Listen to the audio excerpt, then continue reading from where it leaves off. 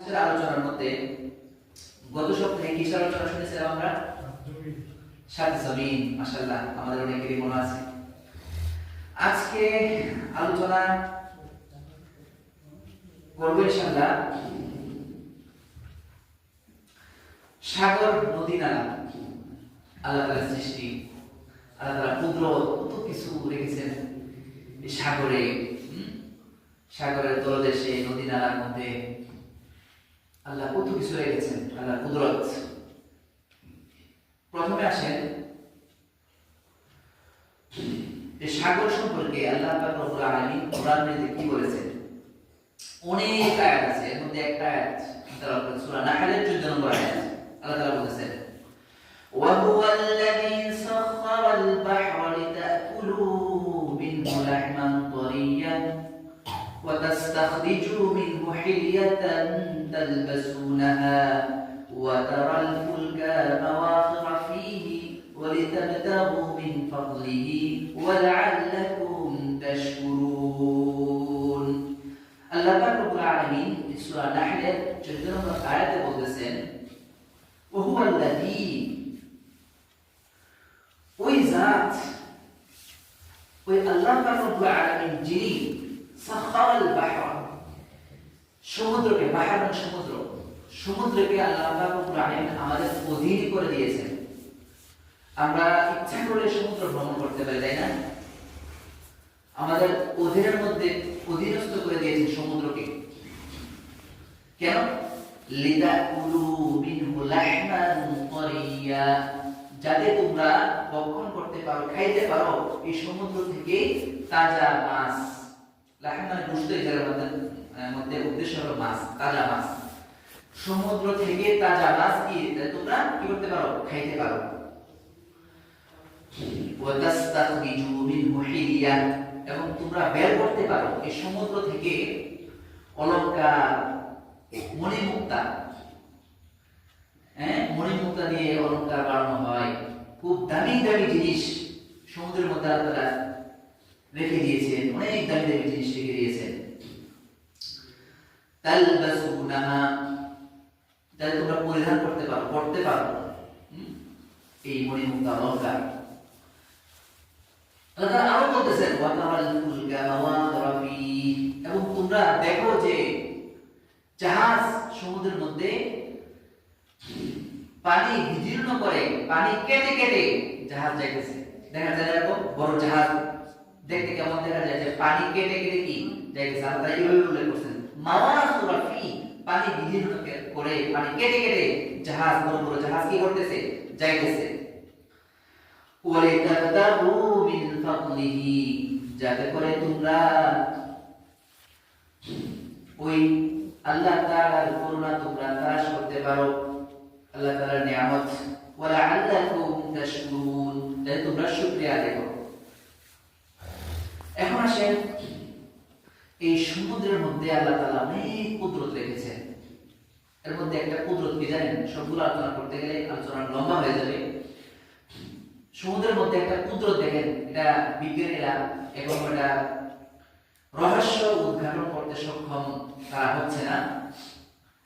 মারাজাল Bahrain, সূরা আর-রহমানের 19 এবং 20 নম্বর আয়াতে আল্লাহ বলেন, মারাজাল বাহরাইন ইয়ালতাকিয়ান বাইনাহুমা বারযাখুন লা ইয়াবগিয়ান ফাবিআইয়ি আলা'i রাব্বিকুমা তুকাযযিবান। আল্লাহ তাআলা বলতেছেন, ওই আল্লাহ পাক রব্বুল আলামিন মারাজা, যিনি প্রবাহিত করেছেন বাহরাইনি, দুইটা সমুদ্রকে, ইয়ালতাকিয়ান, যেই দুইটা সমুদ্র পরস্পরে মিলিত হয়, পরস্পরে কি হয়? মিলিত হয়। বাইনাহুমা, যে দুইটার মাঝখানে, দুইটা সমুদ্রের মাঝখানে বারযাখুন, বারযাখুন শব্দটা বারযাখুন লা ইয়াবগিয়ান, মিলে করতে গেলে বারযাখুন লা হয় কি? বারযাখুন একটা অন্তরাল আল্লাহ তাআলা বানিয়ে দিয়েছেন, একটা পর্দা, কুদরতে একটা পর্দা দিয়েছেন। লা ইয়াবগিয়ান, একজন আরেকজনের সীমা অতিক্রম করে না। আমরা দেখতে পাই যে দুইটা সমুদ্র একসাথে যে জায়গায় মিলেছে, একটার পানি আর একটা পানি থেকে আলাদা দেখা যায়, তাই না? একটার পানি আর একটা পানির সাথে মিশে না। একটা পানি ধরেন একটু ঘোলা টাইপের, আর একটা পানি স্বচ্ছ পরিষ্কার, কিন্তু একটা পানি একটা পানির সাথে কি কোনোভাবে মিশাতে পারবেন না।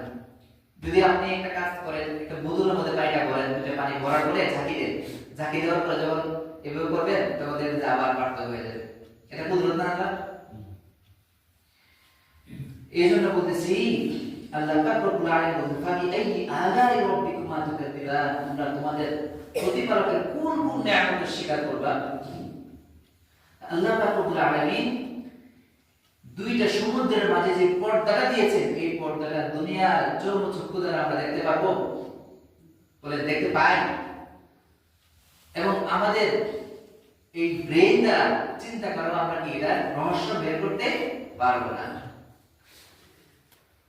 এখন আসেন, এই সমুদ্র বিশাল সমুদ্র, সেই সমুদ্রকে কিন্তু আল্লাহ তাআলা জবাব দিয়েছেন। সেই সমুদ্র আল্লাহর সাথে কথা বলে এবং আল্লাহ তাআলার কাছে প্রতি রাতে সমুদ্র আল্লাহ তাআলার কাছে 3 বার অনুমতি চায়। এই বিষয়ে আল বিদায়া ওয়ান নিহায়া কিতাবের 1 নম্বর খণ্ডের 78 নম্বর পৃষ্ঠায় একটা হাদিস আসছে এখানে, যে ইসহাক ইবনে রাহওয়াই রাহিমাহুল্লাহ তিনি বলতেছেন যে উনি শুনেছেন যে একজন সীমান্ত প্রহরী থেকে, যে সীমানা পাহারা দেয়, সে সীমান্ত প্রহরী বলতেছে যে আমি এক রাতে পাহারা দেওয়ার জন্য বের হলাম এবং আমি একাই বের হলাম, আমার সাথে আর কেউ ছিল না। সে যখন সমুদ্রে পৌঁছে, এই প্রহরী পৌঁছার পরে সে উপরে তাকায় দেখে যে সমুদ্রের পানিগুলো পাহাড়ের মতো, পাহাড় যেরকম উঁচু, পাহাড়ের মতো উপরে উঠে গেছে এবং সামনে আসতেছে, ঢেউয়ের মতো হয়ে সামনে আসতেছে। সাধারণত ঝড় তুফান ছাড়া সমুদ্রের পানি এত উপরে উঠে না। পাহাড় যেরকম উঁচু ঠিক তদ্রুপ পাহাড়ের মতো ঢেউ রূপে সেই পানি তিনি দেখতে পেলেন এবং তিনি কয়েকবার দেখেছেন, এটা কয়েকবার দেখেছেন। এবং তিনি বলতেছেন ওই কিতাবে আছে ওয়ানা মুস্তাকিজ, এবং আমি জাগ্রত। অনেকে মনে করতে পারে হয়তো সমুদ্র পাহারা দিচ্ছে, সীমান্ত পাহারা দিচ্ছে, হ্যাঁ, সমুদ্রবর্তী সীমান্তের এলাকার মধ্যে সেই পাহাড়ের সময় তো জীবনে আসছে, ঘুমের মধ্যে হয়তো সে দেখেছে এরকম। উনি বলছেন আমি মুস্তাকিজ, আমি একদম জাগ্রত অবস্থায় দেখেছি কয়েকবার, নিঃসন্দেহে কোনো সন্দেহ নেই। তিনি হযরত ওমর রাদিয়াল্লাহু তাআলা আনহু এর আযাদকৃত গোলাম, নামটা হলো আবু সালেহ। হযরত ওমর রাদিয়াল্লাহু তাআলা আনহু এর আযাদকৃত গোলাম নাম হলো কি আবু সালেহ। তার কাছে তিনি আসলেন, আসার পর জিজ্ঞাসা করলেন যে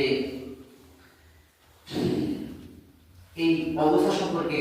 তিনি ওনার কাছে যখন এই অবস্থার বর্ণনা দিলেন, দেওয়ার পর তিনি বলতেছেন যে কে বলতেছেন?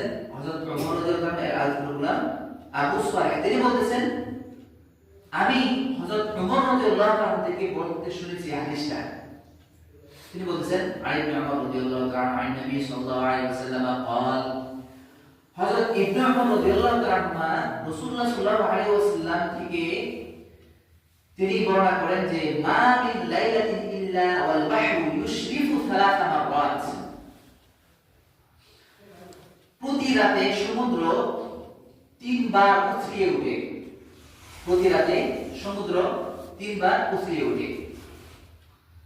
ইস্তাযিনুল্লাহ আইয়ান ফাদিফা আলাইহি, আল্লাহ তাআলার কাছে অনুমতি চাই। ইস্তাযিনুল্লাহ, আল্লাহ তাআলার কাছে ওই সমুদ্র প্রতি রাতে 3 বার অনুমতি চায় আইয়ান ফাদিফা আলাইহি, সবাইকে ডুবিয়ে দেওয়ার, সবাইকে ডুবিয়ে দেওয়ার অনুমতি চায়। ফায়াকুফুহুল্লাহ আযজা ওয়া জাল, আল্লাহ তাআলা তাকে সংযত করেন, বারণ করেন, নিষেধ করেন। তিনি এই হাদিসটা শুনিয়েছেন ওই প্রহরীকে যিনি এই ঘটনা দেখেছেন। তাহলে ওই ঘটনার সাথে সেই প্রহরীর অবস্থা মানে দেখা সেই অবস্থাটা কি মিলে যায়। তাহলে আমরা খুব খেয়াল করি আল্লাহ তাআলার কত দয়া অনুগ্রহের মধ্যে আমরা আছি। আল্লাহ যদি সমুদ্রকে নিষেধ না করতেন তাহলে সমুদ্র কিন্তু এই বিশ্ববাসী সবাইকে কি ডুবিয়ে মারত, তাই না? আল্লাহ তাআলা আসলে কত দয়া, কত অনুগ্রহ। আল্লাহ পাক রব্বুল আলামিন এই সমুদ্রের অনিষ্ট থেকে আমাদেরকে রক্ষা করেছেন এবং সমুদ্রকে আমাদের অনুগত বানিয়ে দিয়েছেন। এই সমুদ্রের মধ্যে সফর করে অনেকেই এই যুগ না অনেক আগে থেকে ব্যবসা বাণিজ্য করে আসতেছে। তারা অনেকেই সমুদ্রে ভ্রমণ করতেছে, বিভিন্ন জায়গায় যাইতেছে। এমনকি আল্লাহ তারা অন্ধকারের মধ্যে, এখন তো বর্তমান আধুনিক যুগ, লোকেশনের মধ্যে বিভিন্ন ভাবে দিক নির্ণয়, কম্পাসের মাধ্যমে দিক নির্ণয় করা যেত। আগে এক সময় এগুলো ছিল না, তখন ওই আকাশে তারকা দেখে নাবিকরা দিক নির্ণয় করে সমুদ্রে চলত। এখন ধরেন আল্লাহ তাআলা আকাশে তারকা না দিতেন তাহলে কিভাবে চলতো? কষ্ট হইতো না বলেন? আল্লাহ পাক আকাশের তারকা দিয়ে বান্দাদেরকে সাহায্য করতেছেন। সেই আকাশের তারকাগুলো মাখলুকের খেদমতে আছে। চিন্তা করে দেখেন, পৃথিবীর মধ্যে প্রত্যেকটা জিনিস আল্লাহ তাআলা মানুষের খেদমতের জন্য সৃষ্টি করেছেন। চিন্তা করলে বের হয়ে আসে, এমনকি আকাশের নক্ষত্র পর্যন্ত। যাই হোক, এই সমুদ্র থেকে আমরা বিভিন্ন ভাবে উপকৃত হই। সমুদ্র থেকে উপকৃত হই কিভাবে? দেখেন, সমুদ্রের পানি থেকেও উপকৃত হই আমরা। ওই পানি দ্বারা লবণ তৈরি হয়। সমুদ্রের পানিকে বিভিন্ন প্রসেস করে লবণ বানানো হয়। আপনারা দেখেছেন কিনা জানি না, চট্টগ্রামে দেখেছি ওই বাঁশখালী উপকূলীয় এলাকাগুলোতে, কক্সবাজার এগুলোতে সমুদ্রের পাশেই লবণের মাঠ আছে। সমুদ্রের পানিটা বিভিন্ন প্রসেস করে সেখানে জমিয়ে রেখে দিয়ে লবণ হয়ে যায়, পানিটাই লবণ হয়ে যায়। কত কুদরত আল্লাহ তাআলার! সেই পানিটা পর্যন্ত আল্লাহ তাআলা আমাদেরকে লবণ বানিয়ে আমাদের আহারের জন্য আল্লাহ তাআলা সৃষ্টি করেছেন। যে লবণটা এত গুরুত্বপূর্ণ লবণটা, যে লবণ ছাড়া কোনো তরকারির স্বাদই আমরা কি স্বাদ আসে না। যাই হোক, এরপরে আরো নেয়ামত দিয়েছে সমুদ্রের মধ্যে, মণি, মুক্তা ইত্যাদি মাছ। যে মাছকে আল্লাহ তাআলা শুধু মাছ নয়, জীবিত মাছ নয়, মৃত মাছকে পর্যন্ত আল্লাহ তাআলা আমাদের জন্য খাওয়া হালাল করে দিয়েছেন, ঠিক না? আল্লাহ তাআলা সূরা মায়েদার 95 নম্বর আয়াতে বলতেছেন যে উহিল্লা লাকুম সাইদুল বাহরি ওয়া তাআমুহু, তোমাদের জন্য হালাল করা হয়েছে সমুদ্রে যে শিকারীগুলো আছে, মাছ ইত্যাদি, ওয়া তাআমুহু, এই সমুদ্রের খাবারগুলো আল্লাহ তাআলা হালাল করে দিয়েছেন। হাদিস আছে হুয়া তুহুরু মাউহু ওয়াল হিল্লু মাইতুহু, সমুদ্রের পানি পবিত্র এবং সমুদ্রের মধ্যে মৃত প্রাণীগুলো আমাদের জন্য ওয়াল হিল্লু হালাল। মাছ মারা গেছে, মৃত মাছ সমুদ্রে পাইলাম, হালাল, খাইতে পারবে, কোনো সমস্যা নেই। তাহলে সমুদ্র সম্পর্কে আরো অনেক লম্বা আলোচনা আছে। এক সাহাবী, আমি পরে বলবো, সমুদ্র সফর করতেছেন, দাজ্জালকে দেখেছেন। দাজ্জালের আলোচনা এগুলো আসবে। পথ হারিয়ে ফেলছেন, পরে দ্বীপে গিয়ে উঠছেন, সেখানে বন্দী অবস্থায় একজন লোককে দেখতে পেলেন। এর আলোচনা সামনে আসবে ইনশাআল্লাহ। সাগরের আলোচনা পরবর্তী সময়ে অনেক লম্বা আলোচনা করব, যেহেতু সামনে আমরা এই জিন এবং ফেরেশতা সম্পর্কে আলোচনা সামনে যেহেতু আসতেছে, এই আলোচনা লম্বা করে সেগুলো আমরা তাড়াতাড়ি আসতে পারবো না। বিদায় সমুদ্রের আলোচনা এখানে শেষ করলাম। এখন আসেন নদী নালা সম্পর্কে সংক্ষিপ্তভাবে আমরা শুনি।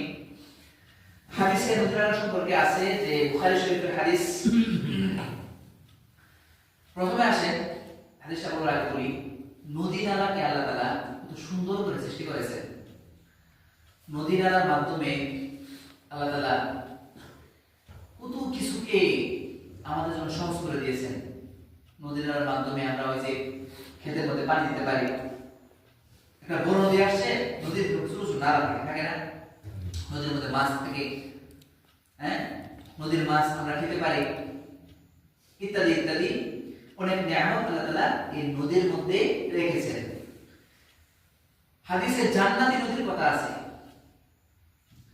জান্নাতি নদী, দুনিয়ার মধ্যে কয়েকটা নদী আছে যে নদীগুলো জান্নাতি নদী। হাদিসে রাসূলুল্লাহ সাল্লাল্লাহু আলাইহি ওয়াসাল্লাম বর্ণনা আছে যে যখন মেরাজে গিয়েছিলেন সিদরাতুল মুনতাহা এর আলোচনার মধ্যে আছে, বুখারী শরীফের হাদিস, আনাস রাদিয়াল্লাহু তাআলা থেকে বর্ণিত হাদিসটা।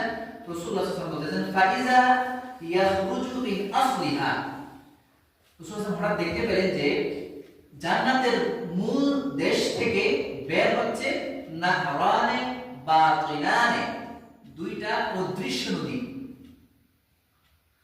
যেটা দেখা যায় না, ওয়া নাহরানে যাহিরানে, এবং দুইটা প্রকাশ্য নদী।